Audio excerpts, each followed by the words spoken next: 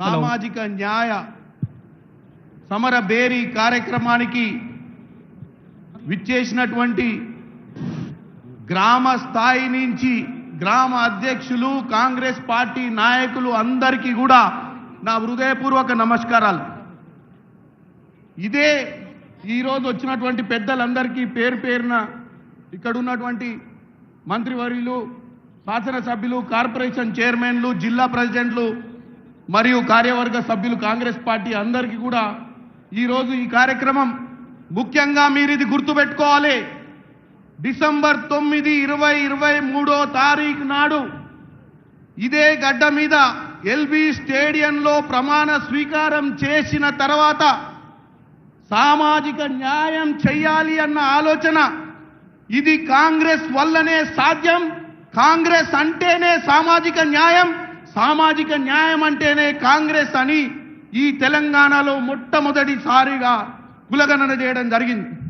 మీ అందరికీ తెలుసు, మిగులు రాష్ట్రం 2014లో కేసీఆర్ గారు ముఖ్యమంత్రిగా ఉండే 2009 డిసెంబర్ 2023 నాడు మన ముఖ్యమంత్రి రేవంత్ రెడ్డి గారు 8 లక్షల కోట్లు అప్పైన రాష్ట్రానికి ముఖ్యమంత్రి అయ్యి కూడా ఇచ్చిన గ్యారంటీలు నెరవేర్చాలి అన్న ఒక్క పట్టుదలతోటి మొదలు పెడితే ఉచిత బస్సు, 200 యూనిట్ల కరెంటు, రైతు రుణమాఫీ, రైతు భరోసా, సన్న బియ్యము, భూభారత్ ఒక్కరోజు కూడా సెలవు తీసుకోకుండా పనిచేస్తున్నటువంటి పరిస్థితి.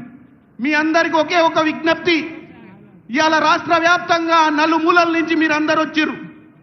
మేమందరం 2023-24 ఎన్నికలలో గెలిచి ఇక్కడ ఉన్నాం. ఇంకో నెల 2 నెలలలో లోకల్ బాడీ ఎన్నికలు వస్తున్నాయి.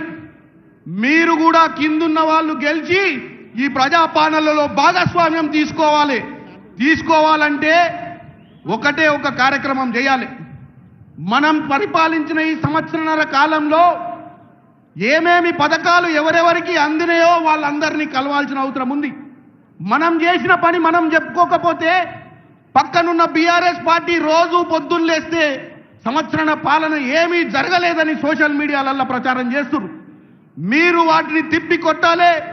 మన దగ్గర రైతు రుణమాఫీ ఎవరికైంది, రైతు భరోసా ఎవరికి ఇస్తున్నాం, 200 యూనిట్ల కరెంట్ ఎవరికి ఇస్తున్నాం, సిలిండర్ ఎవరికి ఇస్తున్నాం, ప్రతి ఇంటింటికి వెళ్ళి సన్న బియ్యం కూడా పెడుతున్నాం. ఇప్పుడు నిన్న మొన్న ఇంద్రమ్మ ఇల్లులు ఇచ్చిన 3500 ఒక్కొక్క నియోజకవర్గానికి. కాబట్టి మీరందరూ కూడా మీ బూతు స్థాయిలో ఎవరెవరికి ఈ సంవత్సరన్నర ప్రజా పాలనలో లబ్ధి జరిగిందో వారి దగ్గరికి వెళ్ళినప్పుడే మీరు రేపు లోకల్ బాడీలలో వార్డు మెంబర్లు కానీ, సర్పంచులు కానీ, ఎంపీటీసీలు కానీ, జడ్పీటీసీలు కానీ బ్రహ్మాండంగా గెలుస్తారని చెప్తున్నా. మీరు ఆ పని చేయకపోతే బీఆర్ఎస్ పార్టీ చేసే తప్పుడు ప్రచారాన్ని వాస్తవాన్ని నమ్మే ఒక పరిస్థితి ఉంది.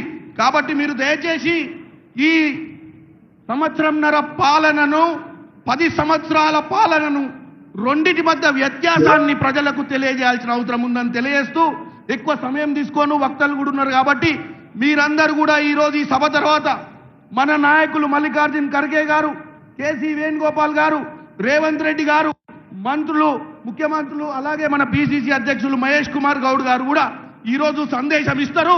మీ ఇక్కడి నుంచి వెళ్ళి మన ఊర్లల్లో మనం చేసినటువంటి పని చెప్పుకోవాల్సిన అవసరం ఉంది. చెప్పుకున్నప్పుడే ఇక్కడ ఈ పాలనలో ఇక్కడ డాన్స్ మీద కూర్చున్న నాయకుల మాదిరిగా మీరు కూడా ప్రజా పాలనల భాగస్వాములైతారని తెలియజేస్తూ మరొక్కసారి మీ అందరికీ కృతజ్ఞతలు చేస్తూ జై కాంగ్రెస్, జై తెలంగాణ. ఇప్పుడు మాజీ మంత్రివర్యులు